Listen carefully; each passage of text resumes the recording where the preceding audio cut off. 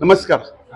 आज वसईमध्ये Isaac Newton ह्या शाळेमध्ये ऑर्गॅनिक आणि नेचर आणि आपल्या मुळापर्यंत म्हणजे पूर्वी आपण वसईमध्ये ज्या प्रकारे शेती माती आणि आपलं राहणीमान होतं ह्या सर्व गोष्टीचं एक प्रदर्शन भरवलेलं आहे.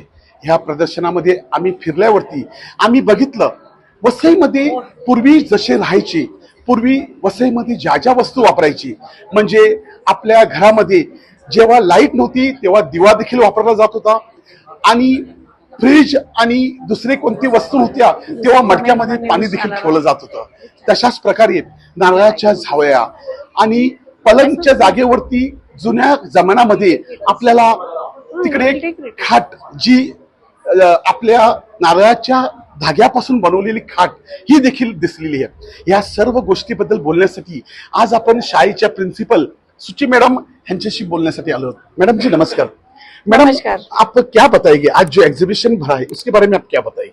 Good evening. मैं यहाँ पे आईएनजीएस में बैक टू रूट्स, अपनी जड़ों में अपने परंपरा में वापस आने का मुझे एक आनंद मिल रहा है. यहाँ पे आके इतना सुंदर यहाँ पे व्यवस्था किया गया है जहाँ पे कि हम देख सकते हैं कि आज के जमाने में हम बहुत सी चीजों को भूल गए. हम अपनी मिट्टी से उठ के अपने एसी रूम में आ गए और यहाँ पे हमें वो मिट्टी की सुगंध, वो सौंधी सुगंध मसालों की, वो मिट्टी के बने हुए बर्तन.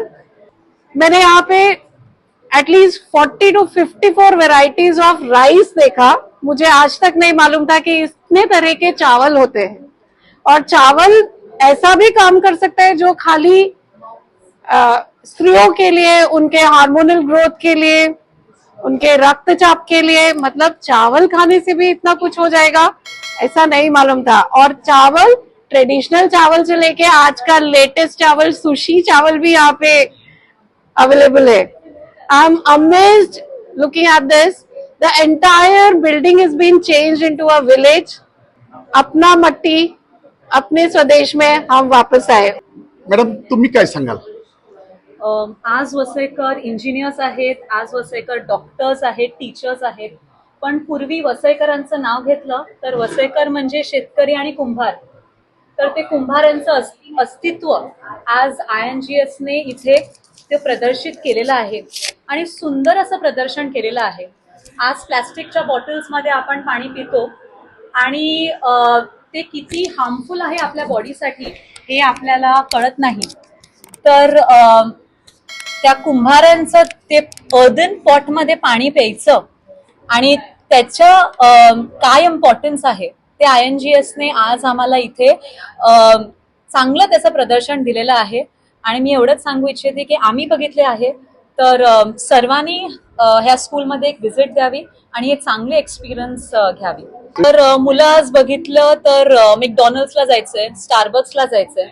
तर आपले शेतकरी किती महत्वाचे आहेत आणि आपल्या प्लेटमध्ये जे जेवण असते ते कसं येते तेही आम्ही त्याला दाखवतो.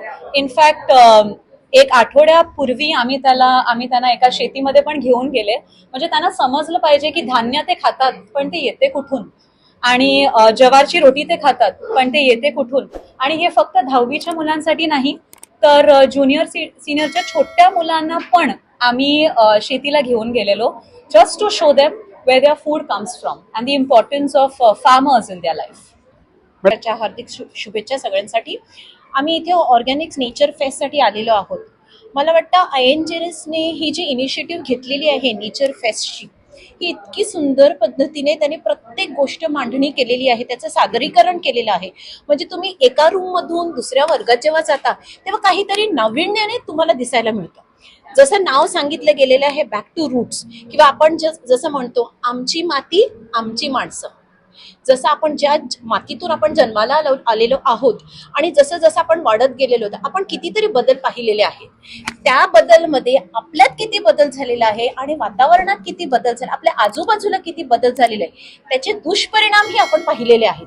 इथे आल्यानंतर जेव्हा अनेक रूम मध्ये आपण फिरतो तेव्हा कुठेतरी एक जाणीव होते अरे च्या आपण कुठे पोहोचलो आहोत. आणि खऱ्या महिन्यामध्ये बघायचं झालं तर आपण आज काय बनायला हवं होतं तर ही जाणीव जी आहे ना की मी मातीशी जोडली पाहिजे, माझं जे हे आहे ना संपूर्ण अस्तित्व जे आहे ना ते इथेच आहे, ही जी जाणीव आहे ना ती ह्या प्रत्येक रूम मधून आपल्याला मिळत आहे. आणि हे जे इनिशिएटिव्ह, पुन्हा एकदा सांगते, जे इनिशिएटिव्ह INGSने घेतलेलं आहे ना हे सादरीकरण करण्याचा, आम्हाला सगळ्यांना हे जाणीव करून देण्याची, हे अतिशय सुंदर आहे. जेसिका मिसने जसं सांगितलं की प्रत्येक पालकाने आपल्या मुलांना घेऊन इथे यायलाच पाहिजे, कारण हे फक्त प्रदर्शन नव्हे, त्याच्यामधून बऱ्याचशा गोष्टी मुलांनाही कळतात. आणि खरं सांगायचं ना ते मुलांपेक्षा आपण जे आहेत ना आपल्याला कळणं गरजेचं आहे. किंवा आपल्याला कळतं तेव्हाच ते कळणार तेव्हा ते वळणार. म्हणून मला वाटतं हा इनिशिएटिव्ह अगदी अगदी गरजेचा. थँक्यू. कॅल्विना. पहिलं म्हणजे INGSने एक खूप चांगलं मिशन घेतलेलं आहे ह्याच्यासाठी. आपली वसईची संस्कृती कुठेतरी आपण विसरून गेलेले आपल्या बिझी लाईफमध्ये. कुठेतरी आपल्याला हे सगळं फार्मिंग आहे, फार्मर्स आहेत, काय ग्रो करू शकतात आपण, काय खाऊ शकतात, हे आपण कुठेतरी ते फास्ट फूडच्या ह्याच्यामध्ये आपण कुठेतरी टाइम नाही आपल्याकडे, हे सर्व आपण विसरून गेलेले. इथे आल्यानंतर प्रत्येक रूम मध्ये जे त्यांनी एक्झिबिशन केलेलं आहे त्याच्यातून आपल्याला कळतं की ऑर्गॅनिक इटिंग काय आहे, ऑर्गॅनिक ग्रोईंग काय आहे, काय काय वसईमध्ये रुजतं पण आपण ते खात नाही. हे बाहेर जातं, बाहेरचे लोक खातात, पण आपण इथे स्थानिक असून पण आपण खात नाहीये. आज आम्ही आमचे मुलांना घेऊन आले आहे तिथे. Very nice initiative. आणि जसं बोललेलं आहे बॅक टू रूट्स, हो we are going back to roots. Thank you. तर आपण ऐकलं, ह्या ठिकाणी आपण आल्यानंतर आपल्याला संपूर्ण वसईत फिरायची गरज नाही. कारण असं वाटते की इथे प्रत्येक रूम मधून दुसऱ्या रूम मध्ये जेव्हा जातो तेव्हा आपण वसईच्या एका कोपऱ्यातून दुसऱ्या कोपऱ्यात चाललेलो आहोत असं वाटते. कारण वसईमध्ये जी काही नारळाची झाडं, शेतीवाडी आणि इतर जे काही म्हणजे कुंभार पासून लागले तर जुन्या आपल्या परंपरा, ह्या परंपरा टिकवण्यासाठी आणि परंपरा पुढे नेण्यासाठी विद्यार्थ्यांना ह्या ठिकाणी सर्व काही दाखवून पुन्हा आपण आपल्या घरी जाऊन आपल्या जुन्या माणसांना, जुन्या लोकांना सांगून आपल्या जुन्या परंपरेला पुन्हा सुरुवात करावी, हीच ह्या मागचं उद्दिष्ट आहे. वसई लाईव्ह न्यूजसाठी दिलीप दारदेस, अब्दुल कलाम. नमस्कार.